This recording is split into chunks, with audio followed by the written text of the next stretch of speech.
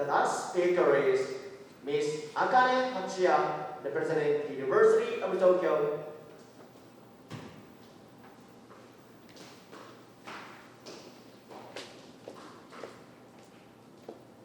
The title of her speech is Hand Over Heart. Hand Over Heart. Would you now welcome Miss Hachiya?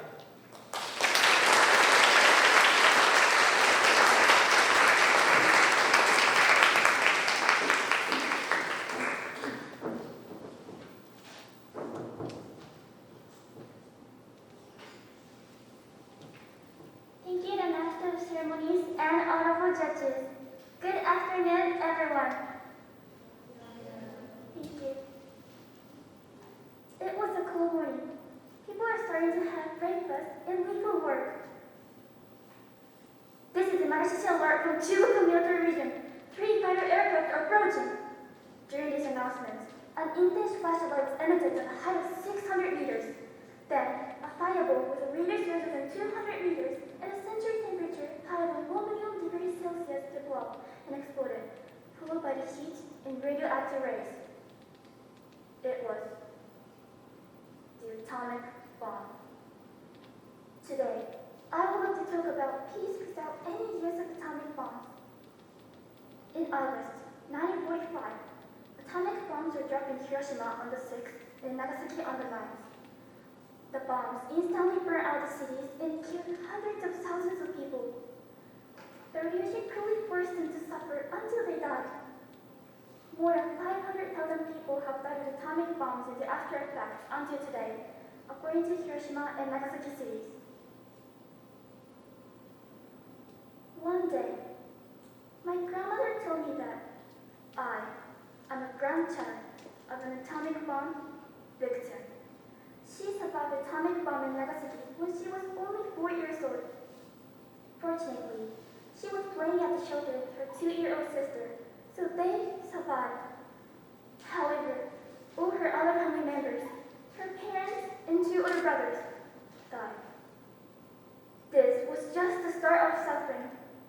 She said, "I worry about the radiation effect on my children and grandchildren." She worries even though we're healthy grown-ups, and she said to me that if you get any serious diseases, it will be because of me. It is said that radiation affects the DNA of their descendants, and some will suffer from birth defects or cancer. Although this fact occurred 77 years ago in Japan, my grandmother still feels sorry for us, and the suffering continues even through generations, both psychologically and physically. Unfortunately, people don't care about this issue too much. According to a poll conducted by NHK in 2015, only 29.5% of Japanese over 20 years old can even state the date of atomic bombing. In addition, this knowledge is decreasing gradually compared to the same past in 1995 and 2005. Japanese students are becoming less interested in the issue of atomic bombs. This is because we feel this issue too far from us. Consequently, we don't try to understand the feelings of the victims, and we don't try to know how terrible the damage of the bomb was. However, we must not overlook this situation.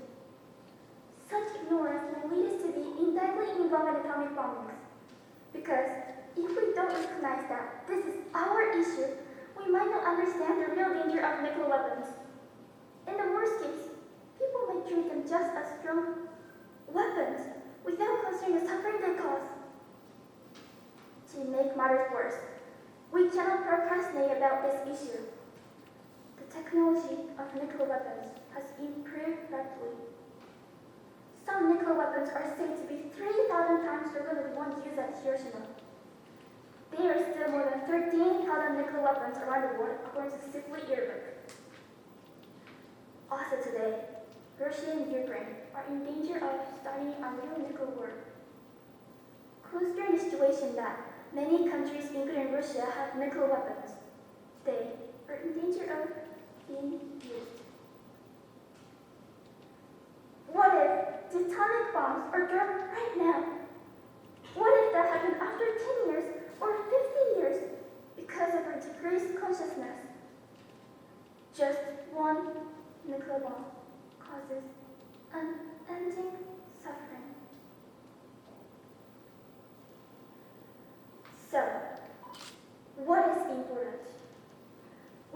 last important point is that we need to be concerned. To be concerned means to know what happens, to understand the feelings of the victims, and to be with their thoughts. This is the first step for everyone. You might think that just recognizing this would change nothing. However, by doing so, people would consider the issue of atomic bombs more seriously as their own problem. Actually, a report from the Hiroshima Peace Media Center in 2015 estimated that the rate of high school students having experiences or listening to the victims of atomic bombs increases proportionally with the rates of students who think nuclear weapons should be abolished. So, that information would change our minds to seriously consider what we need to do for peace. Then, how can we be concerned? There are many opportunities where we can be concerned. The best way I recommend is to listen to lectures by the victims. I hope you listen to them directly, but you can also listen to them by searching for atomic bomb on social media like YouTube. Their voices, feelings, and facts are not really described in a textbook. Please try to be with the hurts of the victims through their real words. There is one more action to take. To continue peace, we need to make a cycle of succession, so we should hand it down to our children and grandchildren repeatedly. Please try to take your children to the Atomic Bomb Museum or show them videos so that they have opportunity to listen to victim stories. These are the 2 steps I strongly hope you will take immediately after my speech to never make future generations suffer.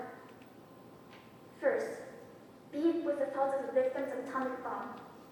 Second, hand them down to future generations so that they do not fade away. After hearing my grandmother's stories, I researched a lot and visited the Atomic Bomb Museum in Hiroshima. Now, I'm planning to be a volunteer to translate victim stories into English so that people around the world can be concerned.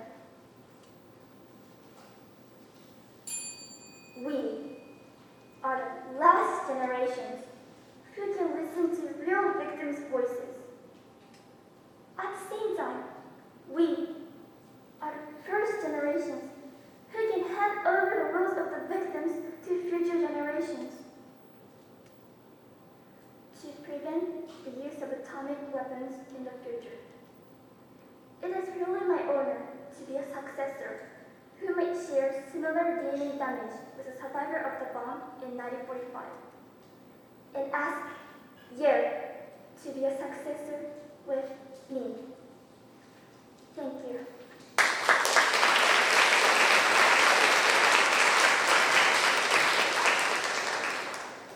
We will have a question and answer period. Mr. Tanaka, please. Thank you very much for your speech. So you recommend listening to lectures by ABOM survivors. Do you have your personal recommendations for us? Thank you so much for the questions. And I recommend to visit the official website of Hiroshima City and Nagasaki City so that you can find victims who can tell stories to you. Okay, thank you very much. So you said that the victims' voices, feelings, and facts are not truly described in the textbooks. So why don't you promote a movement to put these voices, feelings, and facts in the textbooks? Thank you so much for the questions. And certainly I think that that should be, but to realize that we need more voice, that more demand from the citizens. So in order to promote that, we need more people to be concerned at the first place. Okay, thank you very much. You suggested us to take children to the Atomic Bomb Museum. So do you think visiting the museum is completely different from, or more important than just watching the videos? Thank you so much for the questions. And what I think is special about the museum is that the victims, there's also the victims who was children.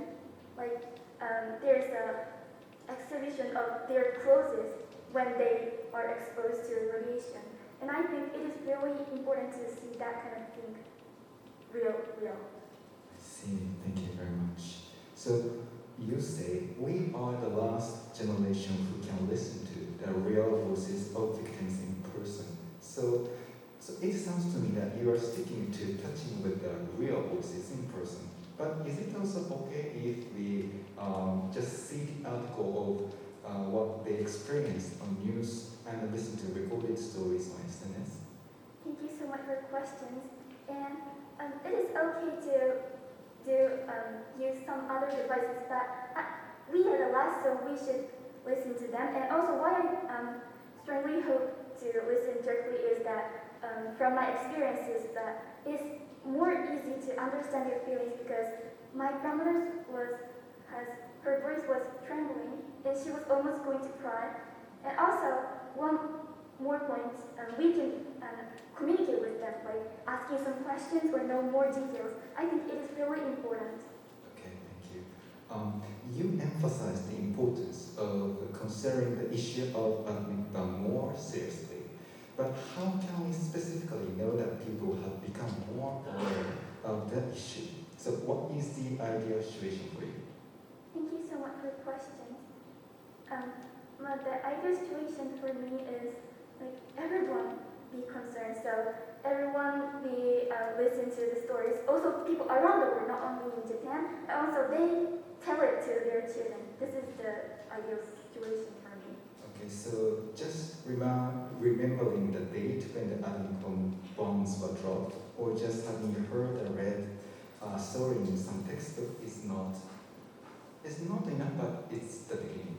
Yeah, fact is really important, but also we need to know the feelings. So, and the next step we should listen to. Thank you. The last question. You say you are planning to be a volunteer to translate victim stories into English, but I wonder if these stories have never been translated into other languages? It is already translated, but victims are still trying to make their new stories. So. Okay, now I understand. Thank you very much. Thank you. Thank you, Ms. Hachiya and Mr. Tanaka.